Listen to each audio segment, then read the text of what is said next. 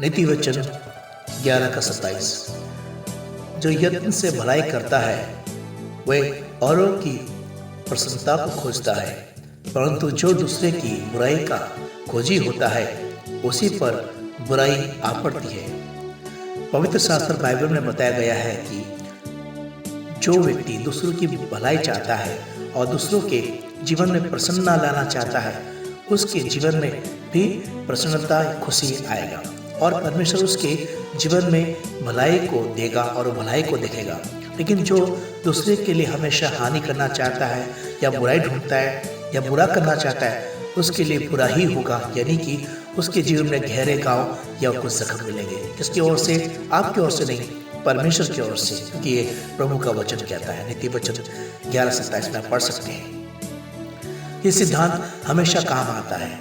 यह युग है, ये सिद्धांत हमेशा काम करता है। इसका एक उदाहरण बाइबल में हम पाते हैं। मोर्देकै नामक व्यक्ति जो हमेशा दूसरों का भला चाहता था, उसी के विपरीत एक और व्यक्ति था जो बुरा था। उसका नाम हामान था, जो सभी का बुरा चाहता था। वह मोर्देकै का भी बुरा चाहता था और उसे और उसकी सारी जाति के लोगों को खत्म करना चाहता था, नाश करना चाहता था। लेकिन हम देखते हैं अंत में हामान को बुराई का बदला उसे बुराई मिला, क्योंकि उसने बुरा किया था। उसको सजा मिला और उसको फांसी पे लटका दिया गया। मोर्देकै को राजा के द्वारा सम्मान और परमेश्वर की द्वारा यूं कहे आशीष भी उसको मिला। तो प्यारे भाई बहनों, मेरी यही रिक्वेस्ट है कि हम बुरा ना करें अगर कोई बुरा करता है, क्योंकि न्याय करने का अधिकार सिर्फ परमेश्वर के पास है। मेरा क्रोध तो क्षण भर का होता है, पर मेरी करुणा जीवन भर की है। भजन 30:5। भोर के समय जब तू पुकारे तब मैं तेरे सुनूंगा। भजन 5:3। मुझसे प्रेम रखने वालों के लिए मैंने अद्भुत बातें रखी हैं। पहला कुरिन्थियों 2:9। दुखी ना हो क्योंकि मेरा आनंद तुम्हारी ताकत है। नहम्याह 8:10। मेरा सिद्ध प्रेम तुम्हारे हृदय से भय को दूर करेगा। पहला यूहन्ना 4:18। मैं पिताहीन का पिता हूँ और विधवाओं को बचाने वाला। भजन 68:5। मैं तुम्हारा परमेश्वर यहोवा हूँ जो तुम्हारे रोगों को चंगा करता है। निर्गमन 15:26। तुम्हारे प्रति मेरा प्रेम सदा तक बना रहेगा। यिर्मयाह 31:3। तुम मेरी संतान हो और जब तक यीशु प्रकट होगा तब तक तुम उसके समान हो जाओगे। पहला यूहन्ना 3:2।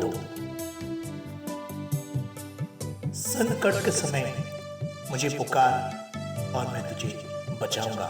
भजन 91:15। यहोवा क्योंकि मैं तेरे साथ हूं और तुझे कभी ना छोड़ूंगा। व्यवस्था विवरण 31:6। तुम्हारे मांगने से पहले ही मैं जानता हूं तुम्हें किस बात की आवश्यकता है। मत्ती 6:8। दूसरों की सेवा करने के द्वारा जो प्रेम तुमने मुझे दिखाया है, मैं उसे कभी नहीं भूलूंगा। इब्रानियों 6:10। जो मेरी धार्मिकता के भूखे और प्यासे हैं उन्हें मैं तृप्त करूंगा। मत्ती 5:6। मैं संकट के समय अति सहज से मिलने वाला सहायक हूँ। भजन 46:1। मेरे मुख का प्रकाश तुम्हारे जीवन भर चमकता रहेगा। गिनती 6:25। मेरी आत्मा निर्बलता में तुम्हारी सहायता करेगा। रोमियो 8:26। यिर्मयाह 29:11 में प्रभु का वचन कहता है, तुम्हारे भविष्य के प्रति जो मेरी योजना है वह लाभ की है और अंत में तुम्हारी आशा में पूरी करूंगा। ये प्रभु का वादा है। बाइबल का परमेश्वर यहोवा जिसने सारे संसार की सृष्टि की है, उसने हर एक के लिए अच्छी और भली और बहुत महान योजना बनाई है, क्योंकि वो महान परमेश्वर है। उस पर विश्वास करते हैं और हम उसके बदले में इनाम भी पाते हैं। परमेश्वर कहते हैं जो उन पर भरोसा रखते हैं अब तक वो परमेश्वर के महान कार्य को देखने पाएंगे जीवन में।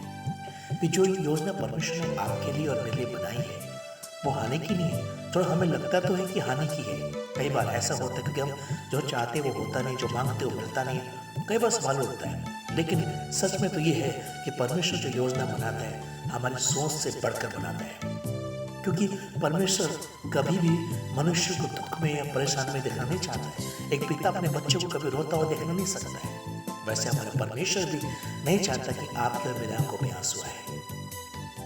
बाइबल बताती है परमेश्वर कभी दुष्ट के नाश होने पर भी प्रसन्न नहीं होता है। जी हाँ, बिल्कुल, बल्कि हम तो फिर उसके जन हैं, उसके लोग हैं। परमेश्वर ने नरक सिर्फ शैतान के लिए बनाया, मनुष्य के लिए नहीं बनाया। लेकिन मनुष्य पाप में पड़कर, वासना में पड़कर, अपनी इच्छा में पड़कर, प्रभु को शोकित करके खुद उन राहों में जाकर नरक की ओर जाता है। परमेश्वर नहीं लेके जाता है। परमेश्वर नरक शैतान के लिए बनाया, मनुष्य के लिए नहीं बनाया, लेकिन इंसान खुद जा रहा है।